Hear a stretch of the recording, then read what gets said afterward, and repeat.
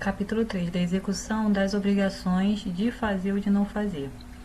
Seção 1. Disposições comuns. Artigo 814. Na execução de obrigação de fazer ou de não fazer, fundada em título extrajudicial, ao despachar inicial, o juiz fixará a multa por período de atraso no cumprimento da obrigação e a data a partir da qual será devida. Parágrafo único. Se o valor da multa estiver previsto no título e for excessivo, o juiz poderá reduzi-lo.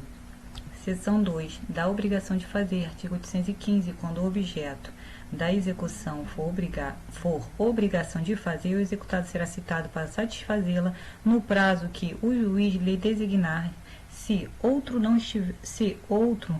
estiver determinado no título executivo. Artigo 816. Se o executado não satisfazer a obrigação no prazo designado, é lícito ao exequente, nos próprios autos do processo, requerer a satisfação da obrigação a custo do executado ou perdas e danos, hipótese em que se converterá em indenização. Parágrafo único. O valor das perdas e danos será apurado em liquidação, seguindo-se a execução para a cobrança de quantia certa. Artigo 817. Se a obrigação puder ser satisfeita por terceiro, é lícito ao juiz autorizar o requerimento do exequente que aquele a satisfaça à custa do executado. Parágrafo único. O exequente adiantará as quantias previstas na proposta que, ouvidas as partes, o juiz houver aprovado. Artigo 818. Realizada a prestação, o juiz ouvirá as partes no prazo de 10 dias e, não havendo impugnação, considerará satisfeita a obrigação. Parágrafo único. Caso haja impugnação, o juiz a decidirá. Artigo 819. Se o terceiro contratado não realizar a prestação no prazo ou se o fizer de modo incompleto ou defeituoso, poderá o exequente requerer ao juiz, no prazo de 15 dias, que o autorize a concluí-la ou a repará-la à custa do contratante. Parágrafo único. Ouvido o contratante no prazo de 15 dias, o juiz mandará avaliar o custo das despesas necessárias e o condenará a pagá-lo. Artigo 820. Se o exequente quiser executar ou mandar executar sob sua direção e vigilância as obras e os trabalhos necessários à realização da prestação, terá preferência em igualdade de condições de oferta em relação ao terceiro. Parágrafo único. O direito de preferência deverá ser exercido no prazo de 5 dias após aprovada a proposta do terceiro.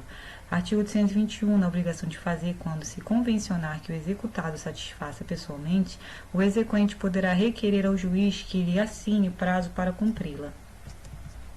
Parágrafo único. Havendo recusa ou mora do executado, sua obrigação pessoal será convertida em perdas e danos, caso em que se observará o procedimento de execução por quantia certa. Seção 3. Da obrigação de não fazer. Artigo 822. Se o executado praticou o ato a cuja abstenção estava obrigado por lei ou por contrato, o exequente requererá ao juiz que assine prazo ao executado para desfazê-lo. Artigo 823. Havendo recusa ou mora do executado, o exequente requererá ao juiz que mande desfazer o ato à custa daquele que responderá por perdas e danos. Parágrafo único. Não sendo possível desfazer-se o ato, a obrigação resolve-se em perdas e danos, caso em que, após a liquidação, se observará o procedimento da execução por quantia certa. Capítulo 4. Da execução por quantia certa. Seção 1. Disposições gerais. Artigo 824. A execução por quantia certa realiza-se pela expropriação de bens do executado, ressalvadas as execuções especiais. Artigo 825. A expropriação consiste em: inciso 1, adjudicação; inciso 2, alienação; inciso 3, a apropriação de frutos e rendimentos de empresas ou de estabelecimentos e de outros bens. Artigo 826. Antes de adjudicados ou alienados os bens, o executado pode, a todo tempo, remir a execução, pagando ou consignando a importância atualizada da dívida acrescida de juros, custas e honorários advocatícios. Seção 2. Da citação do devedor e do arresto.